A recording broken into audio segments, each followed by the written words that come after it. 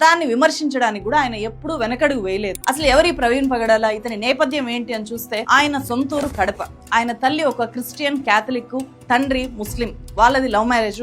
అప్పుడప్పుడు తండ్రితో కలిసి ఆయన మసీదులకు కూడా వెళ్ళేవారట. ఆ విషయాన్ని ఆయనే ఒక ఇంటర్వ్యూలో చెప్పారు. అప్పుడప్పుడు మసీదులు వగేరాకు వెళ్ళే వాళ్ళమే కానీ ఆ విశ్వాసంలో మా అమ్మ మమ్మల్ని ఎప్పుడు పెంచలేదు. చిన్నతనంలో తన అన్న స్నేహితుడిని కొట్టడం వల్ల కడపలో ఇక ఉండకూడదు అని చెప్పి, అంటే ఆయన మీద కేసు అవ్వడము, దాన్ని కాంప్రమైజ్ చేసుకోవడము, ఇలాంటి కారణాలతో ఆయన హైదరాబాద్కి షిఫ్ట్ అయ్యారు. ఆ తర్వాత మధ్యప్రదేశ్ ఇండోర్లో ఇంటర్నేషనల్ బిజినెస్ లో ఆయన ఎంబీఏ చేశారు. నార్త్ ఇండియాలో 11 ఏళ్ల పాటు తిరిగారు. అక్కడే తను వర్క్ చేసిన పాస్టర్ కూతుర్ని 2006లో పెళ్లి చేసుకున్నారు. ఆ దంపతులకు 2 కూతుర్లు ఉన్నారు. He was a humble and generous man.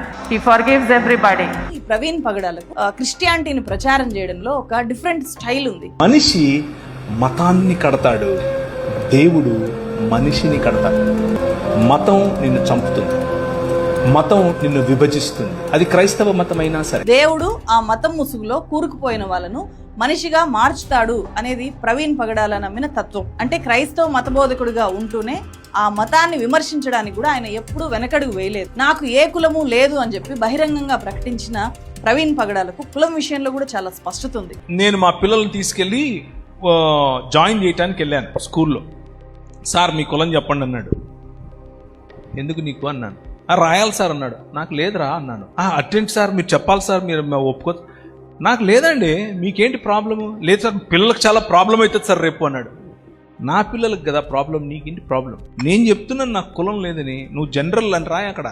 కానీ సోషల్ మీడియాలో అందుబాటులో ఉన్న ఆయన వీడియోలను పరిశీలిస్తే ఒక్క విషయం మనకు అర్థమవుతుంది. ఆయన తను నమ్మిన దేవుణ్ణి ప్రేమించాడు, మతాన్ని వ్యతిరేకించాడు, అలాగే కులాన్ని కూడా, కుల వివక్షను కూడా ఆయన తీవ్రంగా వ్యతిరేకించాడు.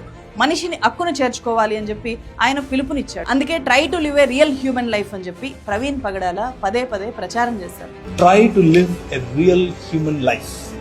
నిజమైన మనిషిగా బ్రతికి చూడు, మతం మెల్లిమెల్లిగా తన పట్టు కోల్పోతుంది.